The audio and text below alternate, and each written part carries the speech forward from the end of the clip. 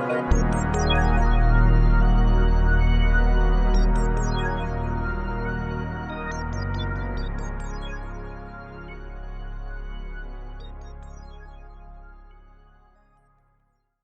right. Hello and welcome back to Who's Even Listening. This will be episode number 15 in season 2. And as we have actually two very special guests, one reoccurring guest, and we got David and Daniel Shockley. Wanted to appreciate you guys taking the time out of your day to come on here. Really means a lot. So thank you again for coming on. You. No doubt. And obviously we got a lot to talk about. And as always, before we start, we always talk about the same things: spreading love, spreading forgiveness. Let's all try to make this world a better place for all of us to want to be in. That's really our whole goal with this podcast, is to just try to spread that message, just to try to literally help people out there that might feel lonely, might feel lost. Hopefully gives you something to, gravitate to, and hopefully we're doing our part in making this world a little better place, and that's all we can try to do. And even if that's one person, hopefully we're doing our part. And make sure you're doing your part as well, and that'll just trickle down, and that's all we can do. And these two are definitely embodiments of that, so we're getting into that too. But first, I want to dive into you guys. Obviously, we met through basketball, so yes, we're going to start on the basketball topic. Sure. So first question I got for you is, what would you say for both of you got you into basketball? What made you realize after you got into it, like what made you guys realize you wanted to pursue it, at a higher level, if that makes sense? You had. What got me into it, man? Yo, it's one of those things, bro. Like, I don't know. I don't remember, like, starting. That's okay. You know what I mean? If that makes sense. Like, right. it was just like, it was always, like, my dad watched and played. You know what I mean? Yeah. I think our dads played. Yeah, no, they did. My dad did tell me at about the old that. Banneker Elementary, all that. Yeah. Correct. So, I mean, I would be around with him when he was going to certain open gyms and stuff. He had his bag and his stuff and everything, Absolutely. And then he had the game, the NBA Jam, NBA Live. Facts. Oh God, it is. You know what I mean? Yes, sir. 360. OGs, yeah. 360. And obviously back then, NBA on the TV was crazy. Like, the league was popular, man. Like, late 90s, early 2000s, Kobe, Shaq, Vince Carter. Yeah. You know what I mean? They had it all. So it was just everywhere. And I, of course, naturally, you want to replicate what you do. Had a ball at the house, had the mini hoop and all that. And you just want to be like Michael Jordan. You want to be like... No, absolutely. You know what I mean? Yeah, no, absolutely. So that's how... Human nature, yeah. That's it. No, that's how it absolutely. started. And then I think... I'm a year older than you, right? Yeah, yup. So... I thought y'all was y'all not the same age? No. Same graduating. So I was 2017. 17. That's what I Yo. thought. Yeah, he was 16. Yup. That's crazy. Yup. So I was in. Yup. Wow, I don't know why I thought y'all was the same age. Mm-hmm. But it was right around that time, like 7, 8, 9 years old. Parks and Rec opens up. Yep. My older cousin played. My cousin John played Parks and Rec when I was like probably first, second grade. Okay. I remember he got his pictures. Okay. Remember you see the pictures over at the Parks and Rec? Yes, Yeah. indeed. Yes, indeed. Yeah, so he got his pictures. I remember he was on the Bulls, and I wanted to be on it because we had NBA teams back then. That first year. Yeah, true. I forgot about that. Yeah, Remember that? College, you're right. Actually, Yeah, dude. I completely forgot about that. So I seen that, and I was like, yeah, I got to do that. And we get enrolled Parks and Rec, and that's how organized basketball started, man. It was fun. It was my first year was rough. We wasn't that good, but it was just fun, like just feeling the crowd. You know what I mean? Respond to stuff you did. No, yeah, as a kid, it's awesome, bro. Man. Yeah, That's crazy. Like Absolutely. That's your first taste of that. Pause. Pause. And then you, No, as a kid, though, like for some kids, like that's what I wanted to get into, bringing you guys. Like some kids, that's the only level they get to. That's true. And that might be the only time they ever play. So for them, it might be the only memory they got. So it's cool as heck for them. So yeah, you're right. Just that beginning, man, was dope, and I think, you know what I mean, just climbing up through the ranks, being competitive. We had some kids that could play early on, and it was competitive. Mm-hmm. You wanted to be better than the rest of the people that everybody was talking about, and just also on a local level at first. Absolutely, man. Right, but then we had an uncle that made it really far and almost was there. Ran into some legal issues, but was for real. It was very serious about it. And we started being around him more and learning about, having to go to camps and playing college ball, getting recruited. Yeah, what it took, yeah. Yeah, you learn more about that. And of course, that's just the next level of what you want to do. So it kind of went from, Parks and Rec to middle school and high school, and you just want to play in college, whatever. So that sums it up. I mean, it was just, whatever the next level was, you know, I wanted to be on it. We wanted to be on it. No, absolutely. And it was that was it, man. You wanted to go as far as you could. Facts. Be the best you could be, and you know, that's how it went down. Our family too. Like everybody in our family plays. Yeah. So it's like growing up, man. You know, it's just like all of our cousins played. Yeah. You know, all the family gatherings. We got basketball court. We had basketball court at both our grandmother's houses. Yeah, right. And then like family reunions, man, it's like really That's all we competitive. got. That's right. So it's just like we go eat. That's the only thing we worried about. Every time. You feel me? awesome. So you know, we go awesome. eat, and then all my cousins and stuff, we go to the basketball Change court. your clothes, dog. Change your clothes. That's great. And we were literally playing like, you know, basketball for the whole time. So I mean, just like family, you know, growing up in town, like, everybody was around. So it was just like, it was literally basketball. No, that's awesome. Literally. I relate. I kind of relate to that, but I don't. Because, like, for example, it's funny you brought up about my dad. My dad, believe it or not, like, was one of the only athletic people, like, in our family. Like, most of our family doesn't really, like, mess with sports much. So, like, for me, it was like we were kind of like the. Like, everybody else wanted to play, like, Jeopardy or Scrabble, and we wanted to go play basketball, you know what I mean? So, like, for me, it sucked, you know what I mean? So, I wanted to do like that, but, so now I feel you on that now, but it kind of is what you're around, though, you know what I mean? For sure, What you said, though, sure, I think that kind of gravitates to why you guys, you know, wanted to push that hard, too, you know, when you see that every day, when you're around it every day, like you said, you just want to, that's what you want to do, you know, so absolutely, man, absolutely. I guess from you two combined, is there any favorite memories you guys have playing together, or just in general? You don't even have to be on the same team per se, just in general in basketball sense. Just curious to you guys. You got a highlight memory. I honestly, like, other than like Parks and Rec, I don't like. We really never played basketball together. Organized. Really? Organized basketball. I thought you guys played AAU or something. I didn't know that. Okay. That was sort of. AAU was a weird thing, though. Yeah, I mean, we were young. It was just getting like, It was just really getting organized. Yeah, it was like the age gap because we're 3 years apart. So like my freshman year, he was a senior year, and then like true, yeah. Fair enough. Even before that, like that's like really the only opportunity we really had to play like organized basketball together. And I don't know, as far as like a lot of memories, man. Honestly, one that pops into my head right now. You know, we always spend a lot of time outside of Milford. Yeah. And so, you know, my dad had us out there early, man. I was out there like 10 years old.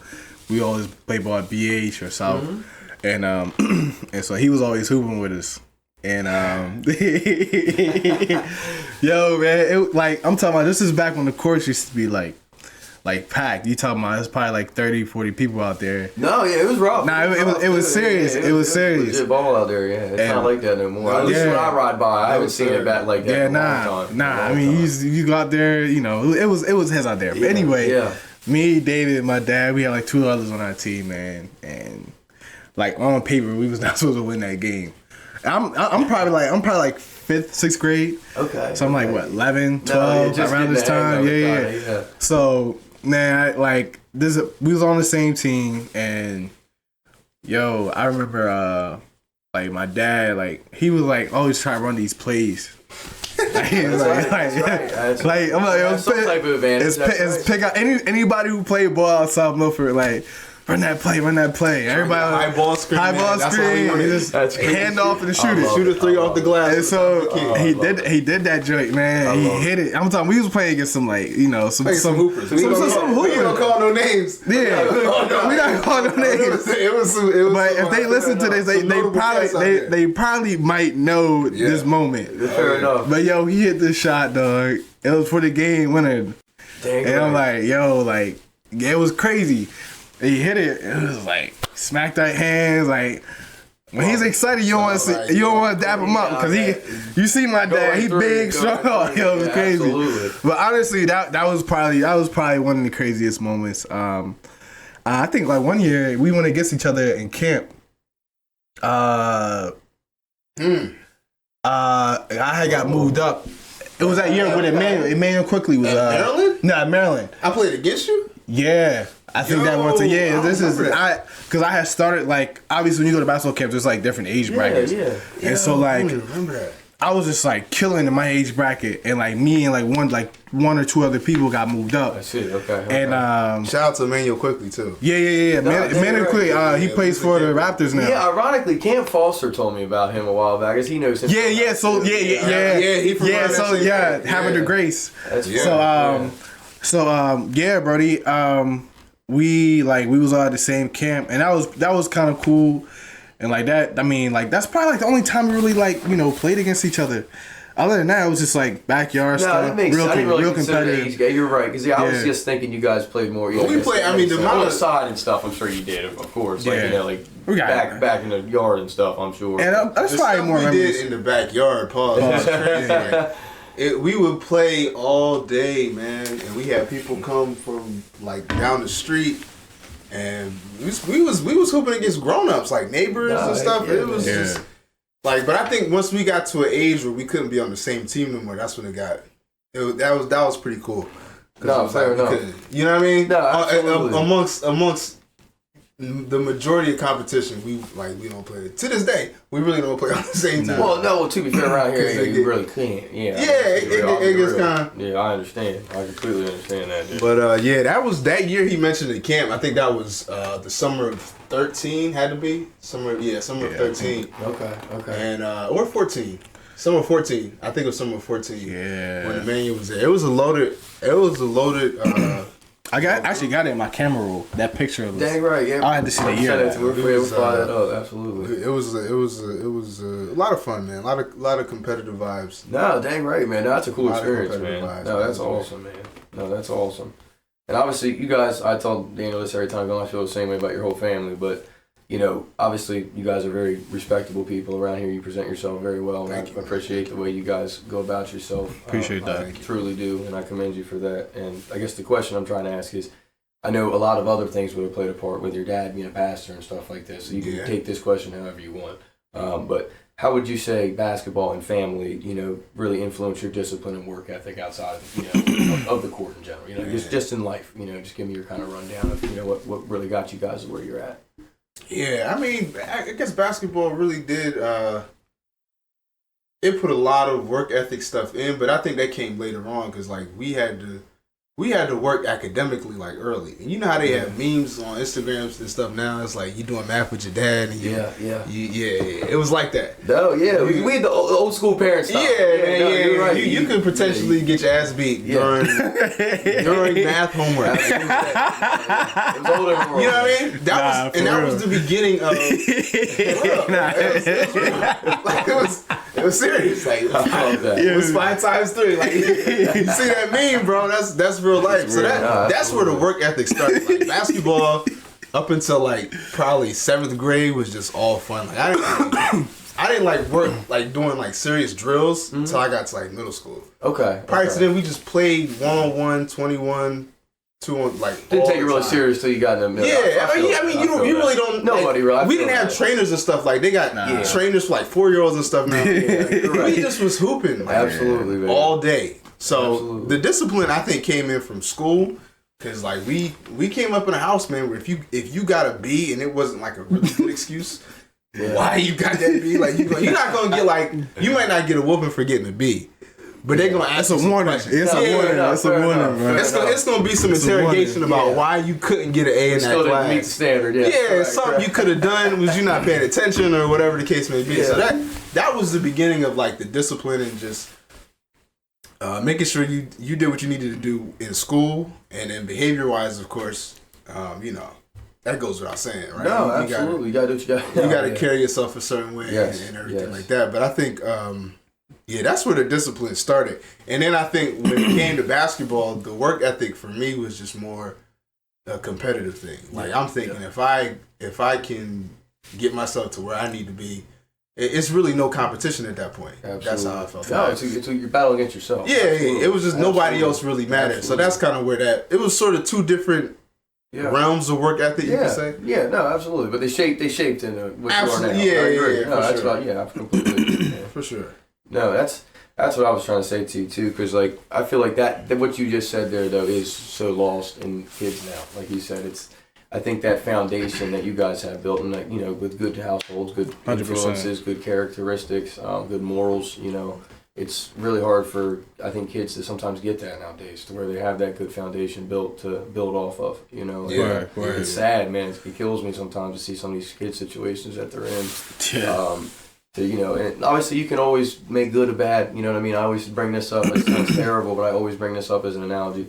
You can still be surrounded in a place that, you know, all you're surrounded in is drug dealers, but you can still be something better than that. For sure. There's always a way there's always exceptions, sure. but like, it does make it even harder for you if you're in that, you know what I mean? 100%. People that are trapped in those situations, so I do think we all could do a lot better job of, you know, getting our younger generation in a better situation with better morals, better cultures, and, you know, learning to feel like that. Because like you said, it's, and I think everybody views it as a selfish thing or almost like battling someone else. Like you said, I'm glad to hear you say that, like, it's a battle against ourselves. Yeah. You know, we all should look at it that jealousy and social media has doomed us, in my opinion. Like, from that standpoint of where we've kind of lost the true meaning of life, which is, like you said, to focus on obviously other people and want them to do well. Of course. Getting yourself together. But yes, you can't help anyone till you've helped yourself. Yeah, absolutely, man. Absolutely. So yeah, I completely agree, man. And obviously, let's do a little transition here. I know you guys are both involved into the church here. Jesus Love Temple, big time. Yeah. For a while now. So obviously, I know for family would, you know, got you into that. But what would you say would what really got you guys into that, and really what made you guys want to branch out into the music aspect too, both of you? I know you both got. Yeah. I mean, we were just born into it. Honestly, my grandfather was a pastor. Great grandfather was a pastor.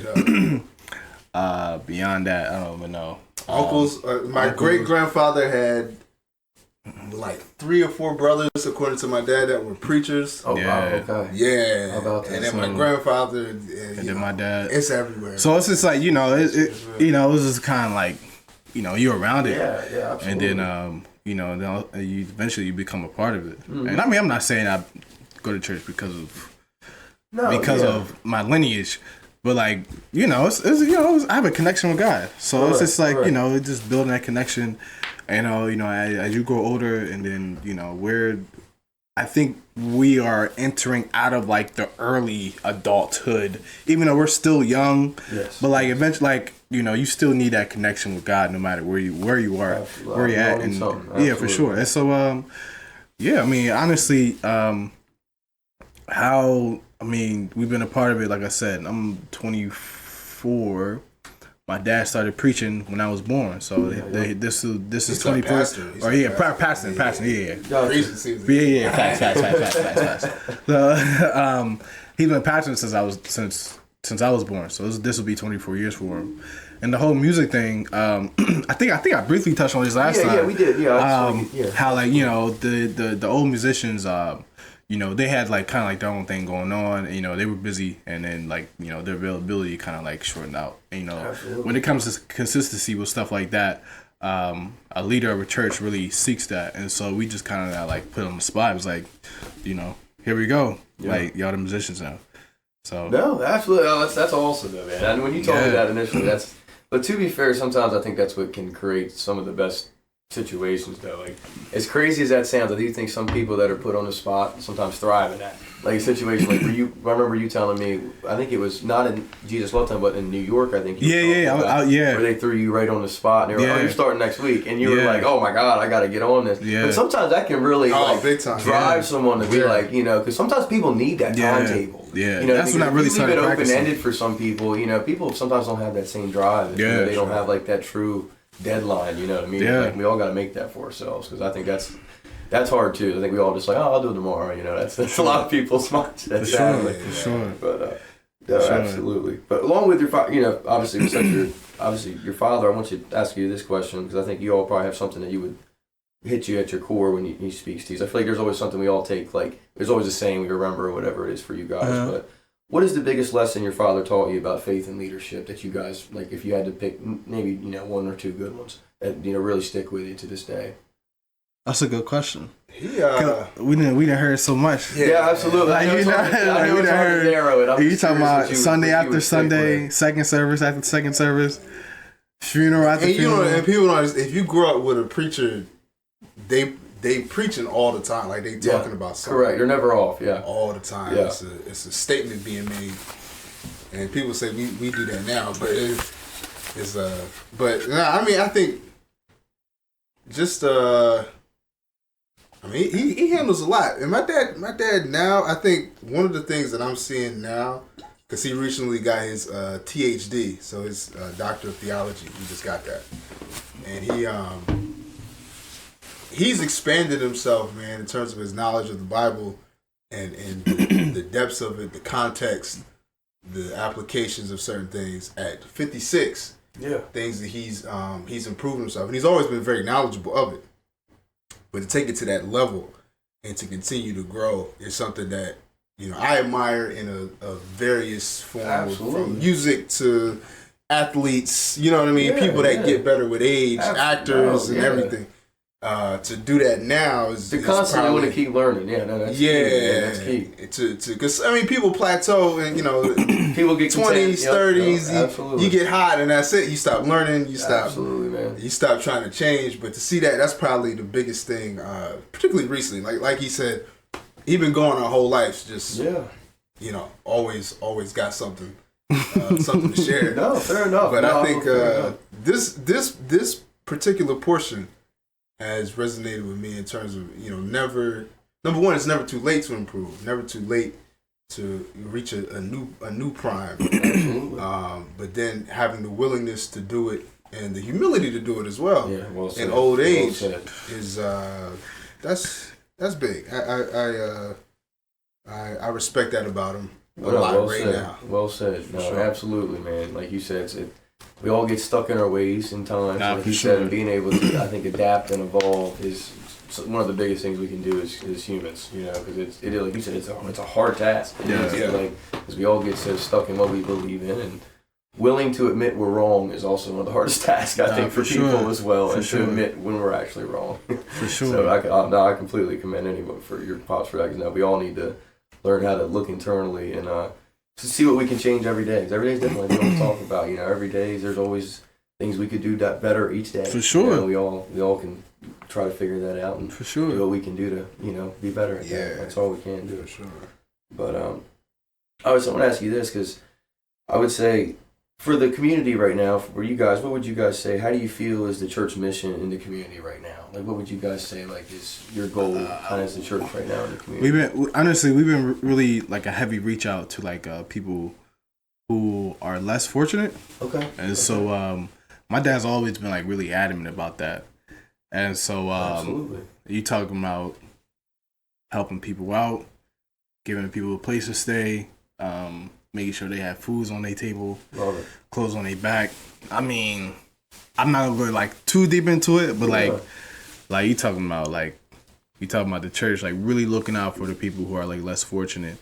I would say like outside of getting people to know and have a relationship with God, I would feel like that's like right behind it for our church. And just like, okay, you know, not everybody's fortunate to have. No, absolutely. It's people in our area, like I said, small as it is here, we do have a bad homeless problem. For sure. Oh, man. It's bad. For sure. Yeah. And I'm not as bad. I'll put it like this. I didn't realize how bad it was. No, it's serious. Until, like, obviously I knew about it like a few years ago, but until that point when you start hearing about Tent City and stuff like that. And it is sad. Yeah. I mean, like we didn't see this before, man. We was coming up. It wasn't like this. No, it wasn't. No, at least it was like from my knowledge. Yeah, no. At least that I know of. You see it now in so many public places. Yeah. Like there was not people sleeping outside of stores in 2015. No, I agree. It wasn't going on. You know what I mean? Agree. Like you didn't see people sleeping in their cars, and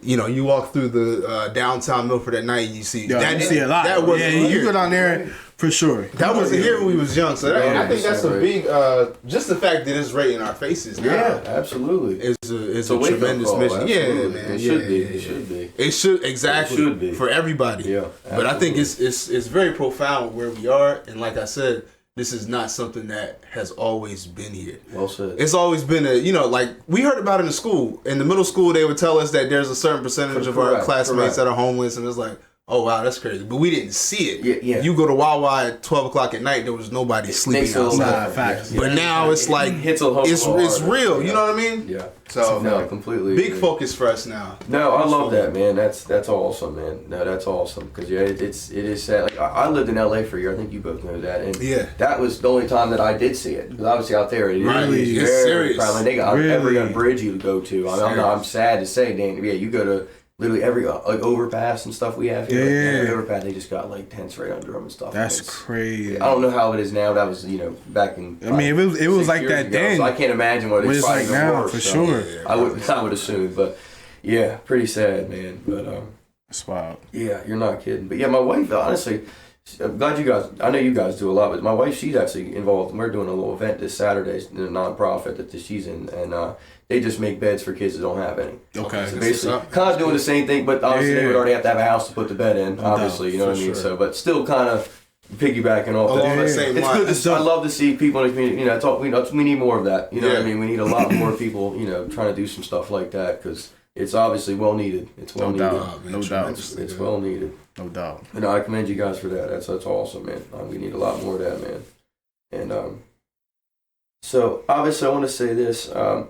What role does music play in bringing people together in church for you guys? Like, how do you feel that people take this? I feel like a lot of churches view that differently. Some I know, obviously, from me I went to church a lot growing up, and in our service, it was in there, but it wasn't like dominant. If that makes sense. Like, it was like kind of like on the back burner in a sense. So I know I was curious to see how you guys view it and how you guys kind of go about that. Because I'm sure every church has a little different schedule. Well, we said as far as like bringing the church together. Yeah. I mean, if you look at the history of, especially African American churches. Absolutely. Music started in our darkest times. And so like we were able to come together even outside of the church and just sing without no instruments, nothing like that. And so like, that's where the Negro spirituals coming from. Mm-hmm. And so I feel like that sense of unity really started there.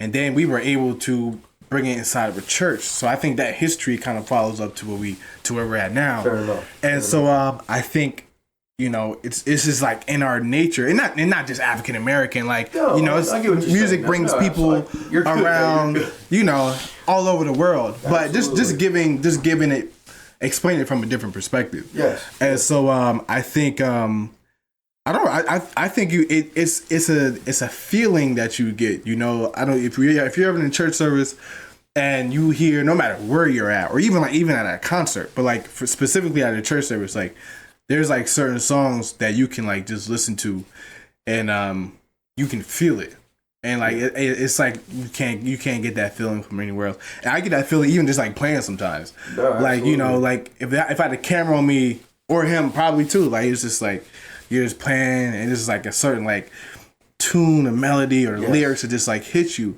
and it's just like I feel like that sense. That feeling that we get, that's what brings us together. No, I love that. Honestly, that's what brings us together. I will piggyback on that. I completely agree with that because I feel like emotion is so huge in music. For people sure. don't realize that. For sure. You know what I mean? Like, you think about all the best artists really of all time have how kind of emotional and vulnerable they were. For sure. But you have to be. Dude. You have to be. You think about Prince, MJ. You know what I mean? All these guys, they were completely vulnerable, emotional people.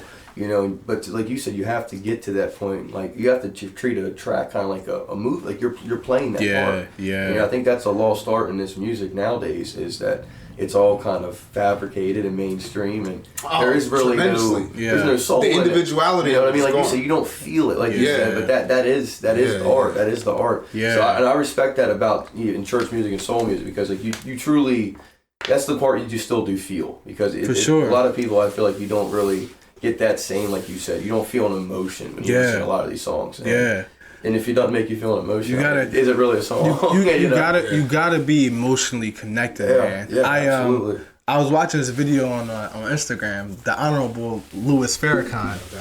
Okay. People don't know he plays the violin. Very awesome. Gifted.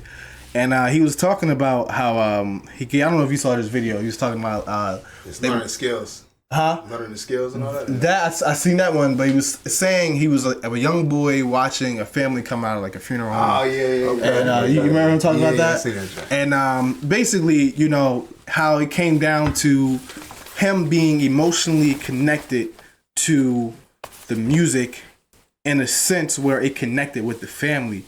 And it's like, as a musician, like when you're connected with the music, you can also connect with the audience as well. Yeah. And so, and honestly, like I've heard a lot of music throughout the years. You can tell when somebody is just playing the music, and you can tell when somebody is like feeling it and they're emotionally connected.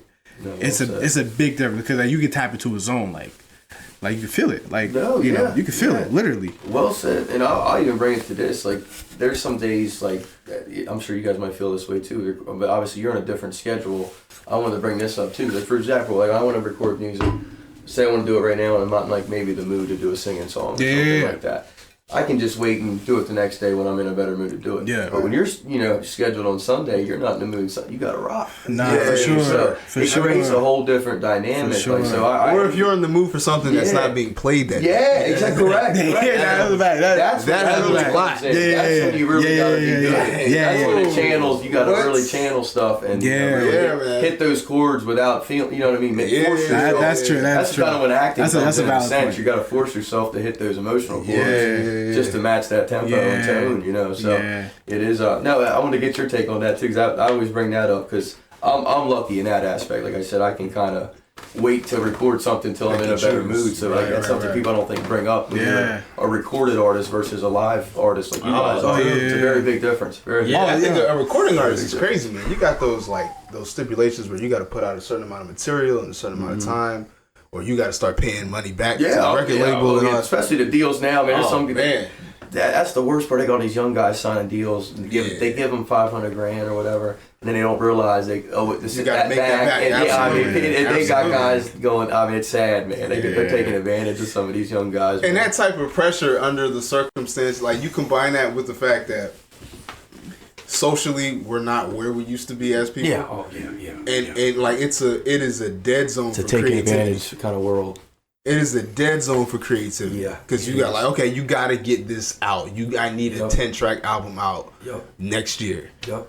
And you're forcing it. And you're not even right. Correct. That's crazy, man. That's crazy. And we wonder why that type of stuff is coming out. Correct. Yeah. But people have always been under that's a good point. Some stipulations, like true record label stipulations, but I think now it's like with the pressure and then the pressure to, portray a certain lifestyle. So once you sign and maybe you blew up for one album, you got to keep that lifestyle up. Yep. Because you got that car, you got the house. Sad as that is, you're correct. You know what I mean? You're 100%. You got to keep that thing up. So and it like pause. Yeah. And it stifles creativity. So you're not really thinking about your best work, and you're not as introspective as you normally would be. You're just trying to meet a quota. Absolutely. So and the thing I bring up too, well said on what you said. Though I still agree with that, and I will say that. You think about like the old albums. I think that was crazy. Man. I'm not gonna lie. I bring like the old albums up. You think about like some of these older albums that have been out in like the '80s stuff that still are selling some of these. Yeah, man. But it's because of how good that music. It's still coordinated. Yeah. But like you said, now because of our attention span as society, it's almost TikTok style. We want like a 1-minute song now. And where you now have to release, like you said, now 20 to 30 a year, or you're not really keeping up. Yeah. But like back in the day, you could drop an album, and if it was a good album, you could wait 6 years. Sure. You ain't doing that. Yeah, but you can in their music though, you can feel the connectivity. Exactly. Like it's just like you can like certain songs, like you can feel like what they're feeling. Mm-hmm. Like absolutely, man. There's so many songs I can name that when you listen to it, especially those older songs, you can feel it. I completely agree, man. And you got to give the older ones credit too. On top of everything, I always bring up how easy they have made it for people to make music now compared to back then. You look at like, for example, the mixer boards they're working with and the levels and stuff. I mean, you had to be an artist. I mean, like very good at that. You know what I mean? Like, you had to be in it. Not just a good artist, but an engineer. You have to be a solid. Like at least with my stuff. I mean, dude, for the love of God, you can basically make somebody sound like Ed Sheeran if you just put some auto-tune on. No, that's true. The whole world's different. And you got AI now too. Yeah, it's a whole, and then you got people. It's not even real people making it. It's actually just the artificial intelligence. That's right. There's pinning at a lot of that stuff too. And that's what's killing the, I think rap too. Is like you said, everybody's just going to. Hey, can you write me a Drake type beat lyrics, please? You know, whatever. Yeah, it's there in right 5 now, seconds. You know, I mean, it's ridiculous. It's there in 5 seconds. It's crazy. It is terrible. It is terrible, man. But yeah, hopefully, like I said, there's always good guys out there. I don't want to say everybody's no, bad. For sure. There's still people that do it. For sure. Yeah. I credit those guys. Absolutely. They're holding it down, but it is far and few between now. That's for sure. Absolutely. I don't want to say everyone's like that. Nah, shout out to the folks that's still doing it right, man. Yeah, absolutely. And you got some ones who didn't make it who are that's like valid too. No, yep. Absolutely. Absolutely, man. So obviously, let's go a little positive here. What keeps you guys motivated and focused on a positive note every single day you wake up? What would you say is the biggest influence for you guys, and what keeps you driving? My kids is number one for sure. Right. That's right. Not just leading the example, but providing and being a stable. Well said, man. That's one. But then you owe it to yourself. You know what I mean? I'm big on the creation and God and being made in the image of God. Yeah. And and everything and Jesus saying, the works that I do shall you also do. I'm big on that image of God stuff. I see. In the Bible. So I owe it to myself. You know what I mean? And it's like I'm not. Yep. You can't think of anything more valuable, man, than a person, and then to be the person. Yeah. You know what I mean? You see those things about like the odds of a person existing and all the, like you have a better chance of hitting the lottery every day for the rest of your life than you did of ever existing. Things of that nature. That's real though. And it's like, man, you got this shot and it's a good shot, and like you have something special about you. And you just want to squeeze all of whatever that potential is and realize it as much. Man. That's my motivation, man. Every day to do, whatever. Well said. Whatever above and beyond what I even can conceive of myself right now. Yes. Because there's a higher stuff that you want to. Love that, man. You know what I mean? It's never ending. Yep, it's never ending, man. It's a never ending journey that we're on. That's right. So that's that for me for sure. That's right. I love it, man. Love it. I think personally for me, he really said it. I was thinking it as he was speaking. And no LeBron type time neither. That's my favorite thing. I was honestly like you should be your own motivation first and foremost. Because if you don't have no motivation for yourself, ain't nobody else gonna have it for you. Well said, man. And so that it really starts with that innate ability and that drive to have the motivation for yourself. Also, I think my future as well gives me that motivation and that drive because there are some things that I want to be at spiritually. Yeah, a lot of people think like materialistic. No, I love that. No, but like there's that mindset. Yes. There's a spot where I want to be at spiritually, where I want to be at physically, mentally. Love that. And then of course there's somewhere where I want to be. Of course we want cars, houses, but honestly that's at the bottom. That's at the bottom of my list right now. You're right. Because if I don't have my spirit, my mind, my physical right, I can't bind that. All the material stuff, it's not going to be there. Absolutely, man. And so you got to make sure that when you do have the materialistic things that you got yourself lined up, that you are perfectly capable of being able to handle that type of stuff. Because if not, like anything can happen. Well said. And so.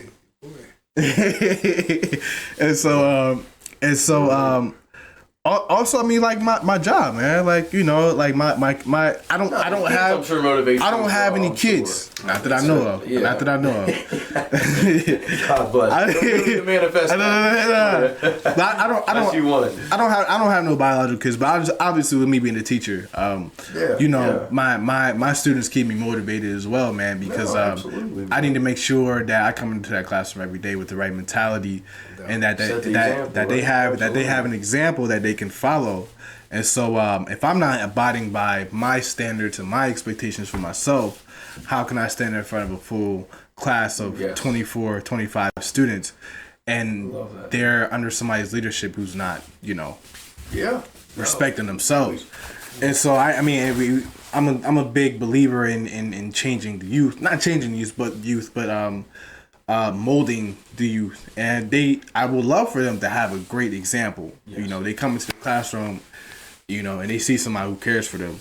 And so I'm honestly, that's a major motivation. No, I love that, dude. But no, that's huge. I mean, we talked about before in the prior one, dude. I mean, we can't have enough good teachers, man. I mean, and I think that's huge for a lot of kids, because we talked about before. A lot of kids not having a great enough household. Sometimes your teacher is your best inspiration. Sometimes, like that can be your example. Like you said, for a lot of kids, that can be your greatest example. So I respect you taking that head on, and I hope a lot of teachers do view it that way, because it's you can change a lot of kids' perspectives and lives just from your little day to day with them, and you don't even realize it. No doubt. So it's a beautiful thing if it's used correctly. If it's used correctly, for sure. Absolutely, man. For sure. I don't think a lot of speaking from a person who's in the educational field, I don't think a lot of teachers know the power impact, that they have, man. And it's just like we get so caught up in lesson plans, meetings, and all this stuff. The business side of teaching. Fire drills. Taking attendance. So don't get me wrong, all those things are important, but I think the impact that a teacher has. I have a thing on my desk that says nobody can erase the impact of a great teacher, and and I think it's cool. Like when I go out into the public area, like I had two of my students at actually 3 of my students at church today, and awesome, two were from last year. One is actually in my class this year. And those come up to me. It was like, "Oh man, I miss your class, blah blah," and like can't beat that. And seriously, I'm not saying like I'm the greatest teacher ever, but it's saying to me, I take that as like, shout out Joe Clark, man. You had for real. East side high, baby. It just makes me feel like I did something right. Like they still have a connection where they see me in public and they want to speak to me. Like Absolutely. To me, that's like, I don't know. You ever been in public and you seen a teacher like, should I speak or should I not speak? You're almost hesitant. Like it's just like and it's just like you don't like them in school, so you're definitely not trying to talk to them.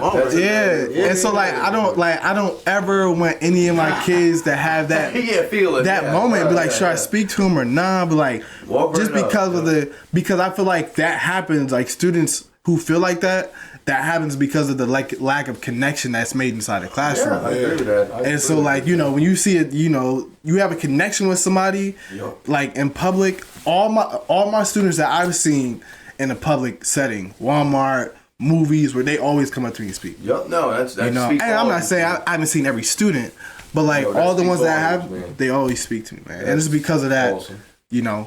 That relationship that's built. Yeah, no, that's awesome, dude. Like I said, that speaks for itself, dude. Because that should have let you know you're doing something right, like you said. Trying, man. So that's what you do, brother. We're doing all we can. And I got to bring this up because we brought this up last episode. I didn't realize you had him too, because we were all talking about how great he was. Shout him out, Mr. Hatfield. Yes, sir. So the paper airplane, we were bringing up the paper airplane. Yeah. Oh man, I won that John. 6th grade. That's right. He had some good stuff, man. He had some good stuff. Yeah, he was awesome. Hatfield was cool. Yeah, he was awesome. Shout out, Mr. Hat. Shout out to Mark, man. He's that guy. Yes, indeed. No, he was awesome, man. Hatfield was that dude. So obviously we were kind of talking about it earlier with the homeless situation, but what would you guys say to you is the biggest thing we need in the community right now around us? Man, I would say really direction for the youth, man. That's for real, man. Because it's and I think ultimately though, because the school system has a lot of responsibility. And there's a lot of stipulations from higher ups, from state standards, from national standards. And there's so much you got to do. You got the state tests. You got so many things that, so many things you got to check off the list. Correct. It can be overwhelming for the school system sometimes. And we tend to put the pressure on them and like, okay, this got to happen here. Why ain't we doing this and all that? But I think, number one, as parents, there's a huge responsibility. Yes. To make sure that you understand, you have a great relationship with your kids. You understand who your kid is. You understand each kid. If you got multiple kids, each kid is different. Each kid has a different path, right? And that you're not unaware of their natural greatness, their innate. Okay. You know what I mean? Yeah, that is something that you're trying to get it out of them, like the greatness out of them. Yeah, you're not trying to change your kid. Right. Yeah. You know what I mean? I'm not trying to recreate something that's not there. It's already there. I'm trying to bring it out. Absolutely. As a parent. So that I think from the parenting standpoint, that's number one. And then I think other just having that sense of community. Yes. You know what I mean? Because when we were coming up, it was, you're in the barbershop with your dad, you at the basketball court, wherever. There's older people around and maybe, we didn't have the best OGs here. Like it was not like it wasn't always good influences. But they was around and they and you can learn from them too though. Yeah. That's for sure. Right. You can learn what not to do. And they keep it 100 with you. Very true. But we had people around, man, that was concerned about, you playing ball this year, what's going on. It just a little bit more community. But I think bringing the kids up, man, and letting them know that they have greatness within already. What you're doing is cultivating that. And I think us coming up as young black kids too, it was like success is making sure you don't go to jail. Fair enough. No, you know what I mean? Making sure you get some type of a job, right? Just do the right thing. That's what it. But I think. Yeah. Right now, we need to take a different step up from that. It's that's not your only option. Like there's something in you that's much great. More. For all, absolutely, and for everybody, for sure. But you're right. No, but that's like when the picture is painted. Was bad. But a lot of kids got that though. When the picture is painted like I'm running away from something rather than running toward the greatness that I already got, that's a huge problem. And I think altering that in the community right there, you're creating a different type of kid, which is going to be a different type of adult, and it's going to create a very different community in general. For sure. So to me, that's the beginning, because you can't. A lot of these adults ain't trying to change, man. And you can't do nothing with it. And the purpose is, like he said, you learn sometimes from the negativity that's around you, right? Some people's purpose is to display what it is that they did wrong, so that somebody can learn from it. As crazy as that sounds, no, you're right. As wild as that seems, it's the truth. Some people. That's what their thing is, right? So you can't do nothing with that. You can't change these old folks. Now some people can, like we talked about earlier. Correct. My pop's still trying to evolve. You gotta be willing to change. That's the key. Some people are still willing to evolve. Yep. But we can't waste our time on folk that's not trying to grow. Absolutely. We need to focus on these children, man, and let them know that something is special about them and that they need to find that. Yes. That's your purpose. To know yourself. Love it, man. And to grow into that. Couldn't agree more with that, man. 100%. Couldn't agree more. That's what the community. That's what the community needs. Couldn't agree more, David. Couldn't agree more. And I guarantee you, when we start to see that, we'll see a major shift in our community. Oh yeah, completely. It just takes time to trickle down. Yeah, absolutely. It'll eliminate, community being on drugs. Yep. It'll eliminate hopefully homelessness. It'll eliminate murderers, school shooters, mass killings. Bro, that's all we can hope for, man. I'm with you there. But it put this in perspective though. At one point, those people were children. Yeah, man. We need to do a hell of a lot better. Or sometimes they are children. If you think about it, like when they're young, like teenagers, So, but like especially for those people, they were once children. Imagine if they had that one person that just like cared for them, or they had something to do to keep them out of trouble. Yeah, keep them occupied. Making sure that like there's a lot of community and stuff around here, but like, could we do more? Yeah, absolutely. Could we do more to eliminate to eliminate suicide and all that type of stuff, man? Yes, because like I honestly, a lot of that can stem from just children being alone. Damn, we had a round table at the church over the summer, and that's one of the things I talked about: kids being alone. And that sets up for a bunch of so many problems. So many, especially having access to the phone. Much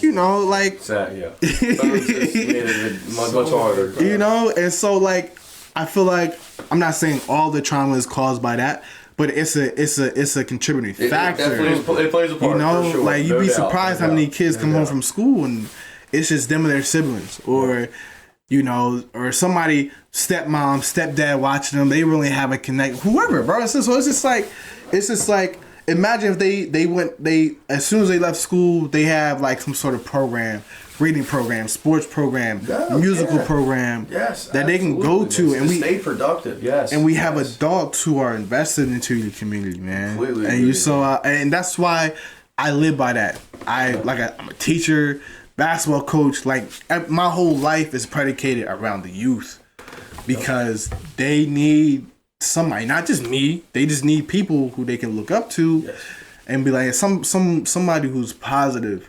I'm not saying I'm a perfect person. I guarantee you there's somebody out there who has something bad to say about it. But I'm just saying. It's all there's no matter how great we are, but like, somebody's gonna hate us. That's how it is. But like, but it's just like I try to be the best that I can be so I can be the best for them. Absolutely. And so and so hopefully, that can slowly start to increase. More positivity to the right. Man. I can't wait to see when I'm an OG, 50s, 60s, and 70s. Hopefully the community is a better place because of all of us, man. I pray for that too, man.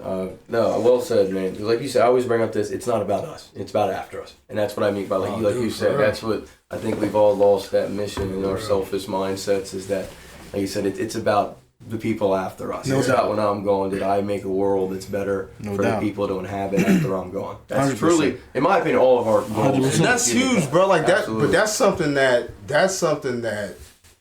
like we were fortunate to be taught that. Correct. Yeah. We were blessed. A sense of purpose, but not everybody in our generation was though. You can see that. Yep. Well said. A sense of purpose to give because even people our age.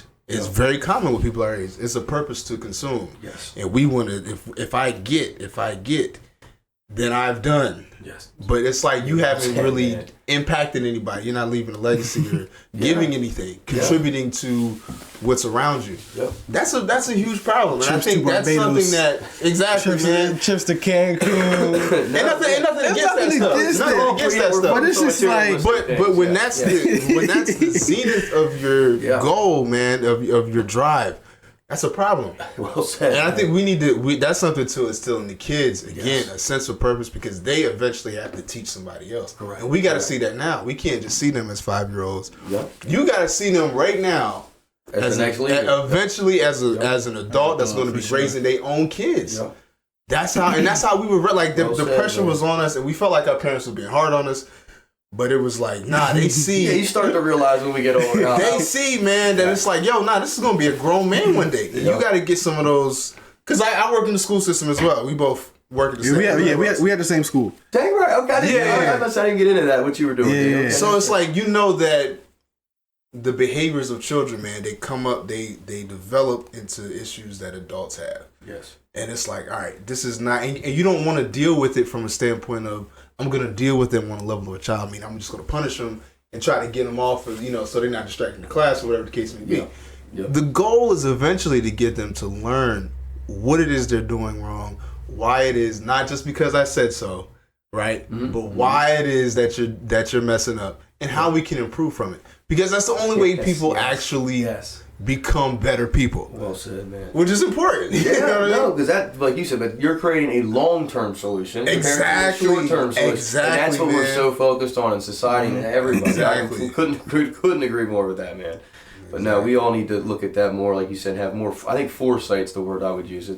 To see that, absolutely, the bigger picture, really. No doubt. It's like you said. This is the next. Us. This is the now generation, really. I mean, yes, indeed, brother. I don't know. Their development starts today. Yeah, well said. You know what I mean? We can't wait. Exactly. Starts right now. Exactly, man. I don't know if you guys know who Carl Sagan is at all. You ever heard that? Nah, if you don't he sounds familiar. He was just a philosopher. He's dead now, but he was just basically was big into astrology and just kind of like philosophy. But he just made this one basically speech one day, and it's really, really depicts with me. I think you guys will like it.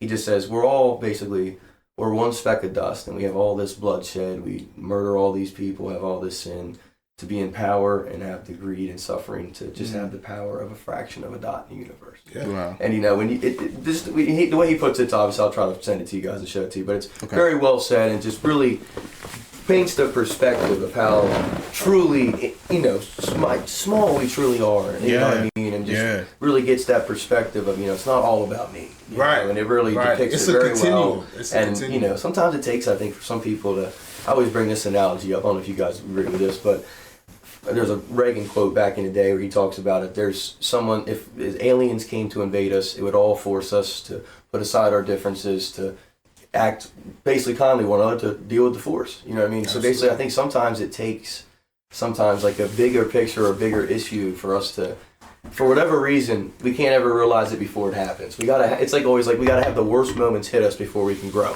Yeah. You know what I mean? But same thing with like culture, like for whatever reason, we need to see like this war before we can realize we need peace. And but to me, it's like it's about us evolving and getting smarter than that, and having the foresight to evade that, and just don't get to that point and realize, because it always ends with that. You know, you look at history, it just repeats itself. Yeah. It's like we've got to evolve and get smarter. Like you said, it goes back to that higher level of thinking and you know, trying to create a culture that we're smarter than that. You know, it's about not about right now. You know, it's about what is right now. We got to live in the moment, but we're still in the moment. We're creating the world for after responsibility for the future. Absolutely correct. Absolutely. No, I totally agree, man. No, I love that, man. I appreciate it. One last thing I want to get on. So obviously, I think we could all do a lot better. I brought this up with Daniel last time. I don't even really hear people say yes sir, no ma'am, or holding the door anymore. It's hard to even see those little things, as crazy as that is to me. But what's one thing you guys think we could all focus on as individuals to be better people and better neighbors to each other? Spreading love. Honestly, well said. I mean, it's really simple, but spreading love, staying connected with the people you love too, man. That's important. Well said, I know everybody who I'm close with. I mean, we pretty much speak on a daily basis. I mean, we even got a group chat. That's right. It's like, I mean, it's like that's how it should be. I mean, like we talk in there every day, and I mean, like every day. And honestly, it really started. I want to say like during COVID. Okay. Makes sense. Yeah. So I mean, it was a lot of creativity happening during COVID, and me and my boy Trey, me and my boy Zion, like we was just like we was bored, like, you know, so we was just on the phone. Me, him, and Trey just had a group chat every day. We was texting in, and then eventually, like, we was like, yo, let's start adding some people. So we started adding some, like, friends that I knew, friends that he knew, and friends that he knew, put them together. And then, like, you know, we just stayed connected. And then eventually, like, I remember, like, it was a point in time, we was typing in random numbers. Like, you know, your iPhone, you type in a random number. Yeah. And, like, sometimes, like, if it's on an iPhone, it's a green. But if it's an iPhone, it's green. So what we would do, we would type in a random number. It can be all the way in Texas. Okay. If it showed up blue, we would literally add that number to our group chat. And it's like, yo, it was crazy. That's great. Yo, that's great. But like, I'm saying all that because like that's how we stay connected with each other, man. That's great, man. I talk to my homies every day. I talk. Like I play Fortnite every now and then. Okay, so, like, I haven't played that in years. Good lord. Oh man, that's honestly still good, man. Y'all gotta switch. I don't have a system. Okay, so like, if I play the game, it's on a Switch. Okay. And so I stay connected with that. And so you know, I feel like that's something we need to focus on, is like staying connected through love, man. Well said. And it's just like, you know, like I said, I talk to my friends every day, and so I feel like that is a way. That's something that we all need, man. Yes, that's something that we all need. We all need each other, man. We all need each other. We all need each other, because it's like, you know, who else is gonna, you know, be here for us? No, yeah, absolutely, man. There's a lot of, you know, we can all get in the dark times, and everybody, sometimes we just need, you know, stupid as that sounds, sometimes you just need somebody to talk to. For sure. And that's as simple as it can be sometimes, but for sure. No, like I said, we can do a lot better job of being there for people, and being more just nice and respectful. I think that's the key. I think a lot of people are very judgmental nowadays, and we can do a lot better job of being more kind to people. That would be my main thing. I think a big part of that, though, is first being kind to ourselves. Well said, yeah. And when you love yourself, man, and you go through your own self-development, you're more patient with other people when you know how far you come from. For sure. You know what I mean? But a lot of people, they're not working on themselves, and they're not, you know, they don't have that type of focus on their own development. Yep. And once you go through that process, man, you have a level of empathy toward everybody struggling. Yes. Because you've been through your own struggles, and you know that if this person's down, all they need is the right information and the right inspiration to go to the next level. And that's all it takes. And that's all it takes for anybody that's in a low place. Yes. But until you've gotten to that place where you've had to dig yourself out and get yourself together, 100%. Can't help you anyway. You don't have the empathy. But once each individual goes through that process and has a level of self-awareness and care for themselves, we'll find that we're a lot less edgy. We're a lot less offended and just explosive the way we tend to be now. Yeah. You know what I mean? Yeah. And you have an inner calm. Now I can interact with people on a level where it's not like, okay, well, this is sometimes my boy, but if the wrong thing is said, you know what I mean? And we fall out and we done. Yeah. And it's a problem. And we see that a lot today. Relationships on a you know, romantic level, on a platonic level, whatever the case may be. It's a lot of, you know, things get cut off real fast, which sometimes is necessary. Correct. But, situational. You know what I mean? Sometimes it is. Absolutely. But like the frequency of what happens now, it's just not. It's not healthy. And I think a lot of times because people are not in tune with themselves and not at peace, and we're edgy. We're not right. No, once we balance ourselves, I think the collaborative side of things will be much more natural, much more frequent, and a lot more effective. Yes. Once each individual has come to a certain level of growth themselves. No, absolutely. He mentioned relationships. This is kind of going off topic. He mentioned relationships. I know you're married.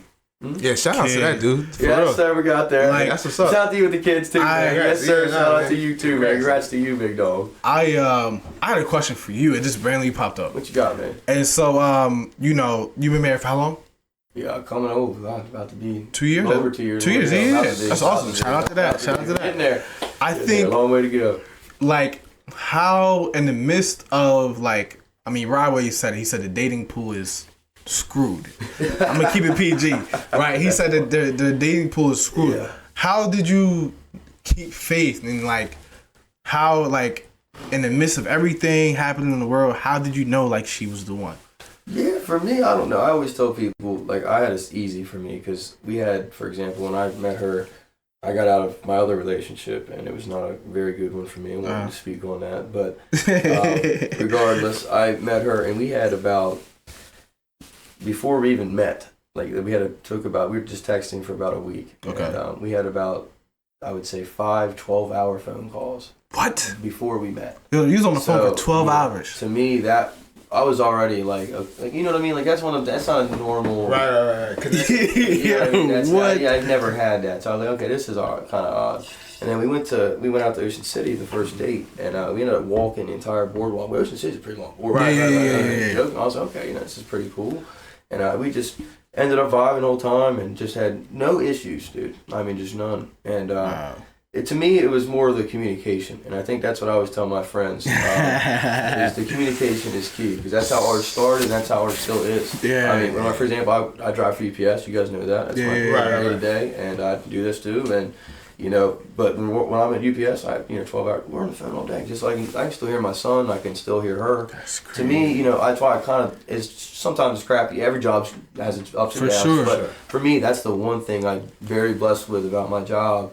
Is to be able to, talk to her every day and still hear my son. You know what I mean? Like, to me, while I'm working on it, as crazy as that sounds, people think I'm crazy to talk to her all day. But to me, it's that connection. That's what works for y'all. It's that communication. And to me, if you have that bond with somebody, you're willing to go to those lengths. And you got to find somebody that's willing to go to those lengths. And to me, not saying everybody has to have a 12-hour phone call to find love. That's not what I'm trying to say. But to me, that spoke volumes. For me, that would have been for me, at least, for sure. And while you was on a phone call, you was like, all right. After like 3 hours, I'm done. After like 5, it was just like natural. It was one of them things. And there would be times. That was the weird part. Like, there'd be times we have like moments of like silence for like a few. You think it'd be awkward? No, and then you just hop right back in. But But that's how I knew. Like, it was one of the things that it was kind of surreal in a sense, you know what I mean? But so for me, it was a feeling that I just never really had before, and I kind of knew it before we, got together. But obviously, I think it's different for everybody, obviously. But for me, that was. But like you said, it goes back to communication. You got to have that core communication, and you got to have a partnership and two people that are willing to be, in a sense, like I talked about this in my other podcast. You got to be unified. When you accept someone to be married in my, you're now one person in a sense. Yeah. You know what I mean? Not saying you are, but you operate as one because your decisions don't impact ours. Yeah. You know what I mean? But vice versa. So you have to be on that same page every day and constantly, or else things are gonna astray. That's just my opinion. But. For sure. I love that. I mean, I don't think you ever been on the phone for 12 hours with a girl. Like for 12 hours. Not 12. I don't blame you. I don't blame you. Like not 12. Man, look. Yeah, that's remarkable, man. Last time, honestly, I don't even like being on the phone now. No, fair enough. Honestly, I don't. I didn't used to be. I don't even like being on the phone now. So it's just I think I don't think that's a question I've ever asked you. I think it's remarkable because you're 27. Yep, just turned 27. 27, and so I mean, we look at so many 27-year-olds who aren't even dating. They're just doing what single people do. Yeah. And so it's just wow, you're 27, married, got your own house, got a family, kid and everything. I appreciate you saying that, brother. And so that's awesome because I honestly I'm a big believer of surrounding yourself with people that you want to, Yeah, absolutely. I'm really big on that, man. And so I want to have kids, I want to have a family, and all that stuff. I was just one of my close friends last week just got married, man. Love that, he got 2 kids. I'm I find myself the older I get surrounding myself with people who where I want to be at. And so I got another friend, my guy Makai, he got 2 kids, just got married over the summer.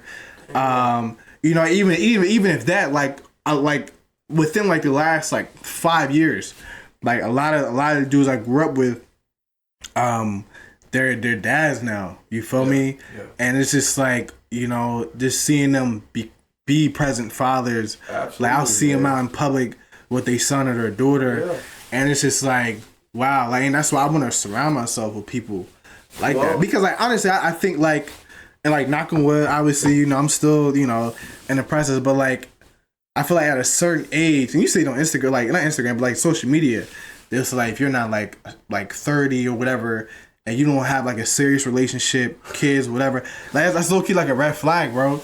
To me, and don't get me wrong, it's hard out here.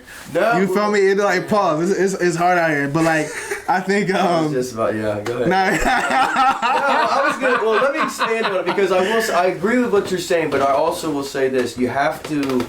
Also, I feel a lot of people, because of what you're saying there, also feel obligated to rush something. Yeah, 100%. 100%. That's key. Shouldn't get into 100%. Rated at worst. 100%. So I would agree with that to an extent. Yes, I'm glad you mentioned that. Right intent, you're not for sure. I do think a lot of people, sadly, in our generation, have fallen victim to that. For sure. We've seen it.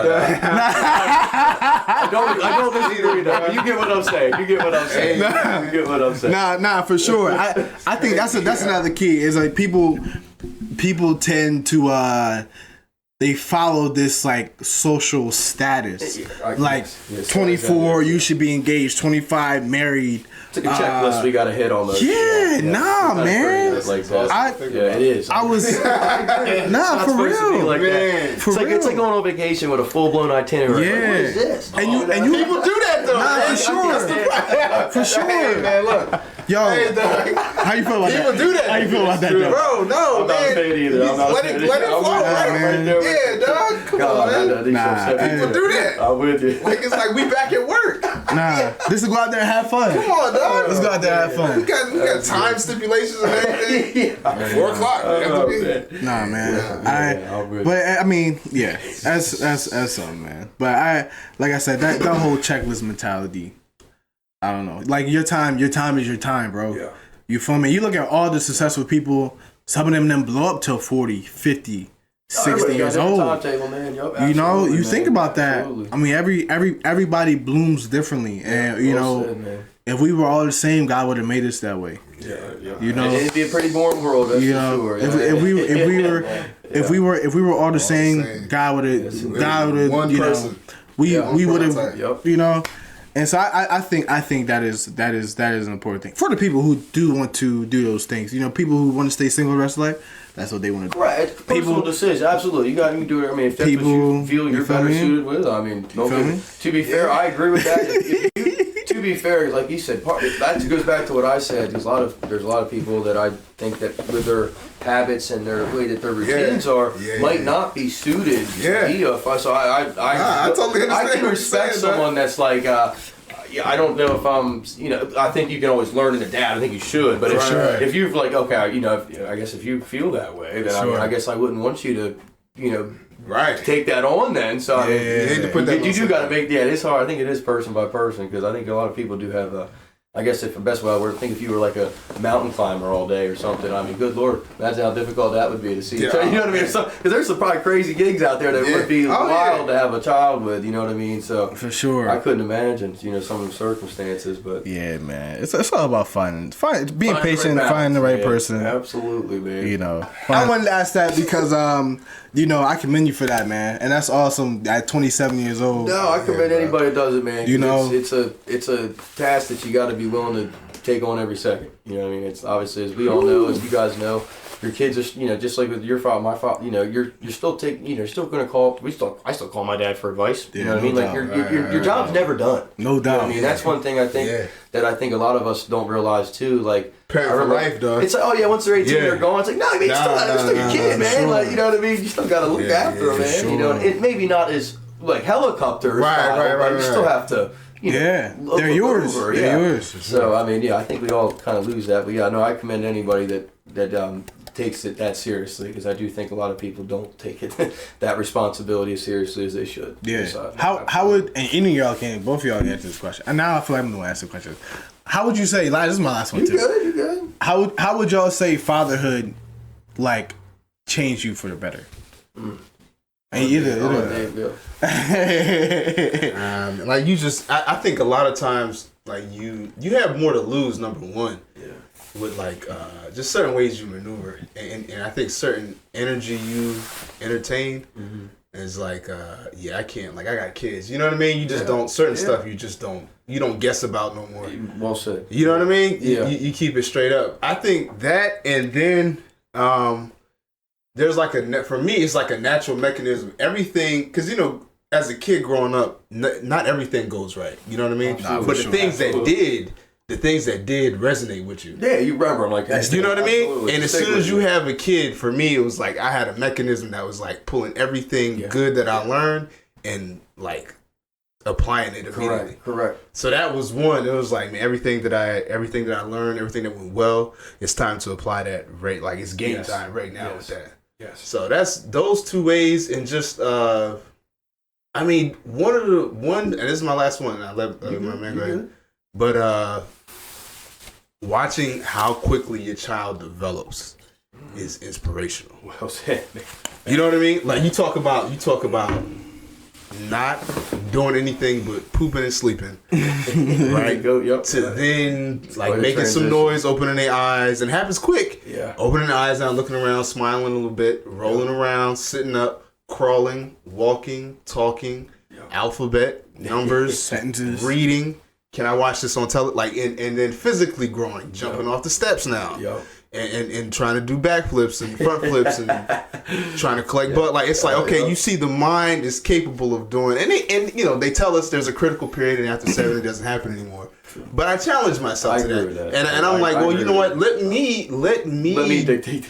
Let me move on the same time they're moving on because they're not stagnant at all, right? Your kid is constantly growing up and improving very fast. So for me, I'm like, I need to get on this. I need to be just as much of a sponge and a learner and somebody that's growing in life as my child is. Well that's the way that my children have inspired me. I love that, and I will. That's honestly, you took it there. I'll piggyback right off of that. You honestly had said exactly what I was going to say there on this because I used to be honestly, I'll be honest, I used to be a very stubborn, hard-headed person, as we all are. Right, we all, especially younger us, Yeah.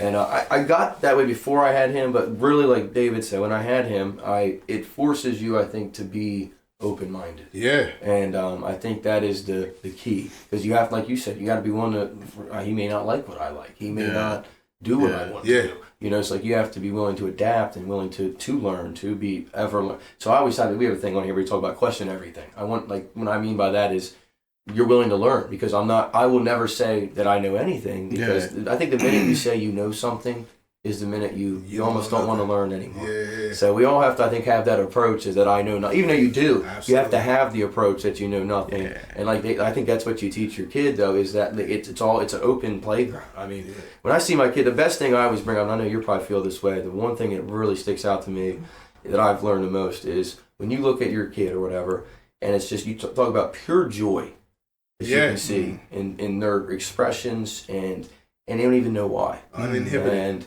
that's one of the most beautiful things, I think, in this world, because it teaches us. To me, what it taught me is, this is what matters. It's like we're all focused on all these other big things, and it's like it's these small little moments where we can just laugh, or we can have that pure joy that you only get so many times. No doubt. And, No doubt. Just seeing that from your kid, is something you just want to give them on repeat. You know what I mean? Yeah. And I just hope I can give my kid on repeat. 100%. That's But, awesome. all you can do is set an example, man. Like I said, and you can't worry about the rest of it, because all you can do is what you can do, and all you can do is to be the best person you can be and lead them, and hope that speaks for itself. For sure. Like you said, you can't really force them to do much. All you can do is lead them and do the best you can do, and hopefully they listen to that. And That's awesome. if they do, it's like you can't force them to. That's the harder part too. Yeah, And nah. that's gonna be the hard part for us to walk. Is obviously our kids get older. I got girls, bro. Yeah. Well, that even harder. I got lucky on that department. I will say, I think I would have been much challenged more on the girl department personally. So I feel Especially for you. in 10 years. All right, because that teen stage, I can't imagine, brother. Good Lord. You see Bad Boys, they can't Reggie. Oh man, Reggie. Made love to a man. God bless him. Reggie. Yeah, I'll be praying for you, David. That's bro. We're getting through it, man.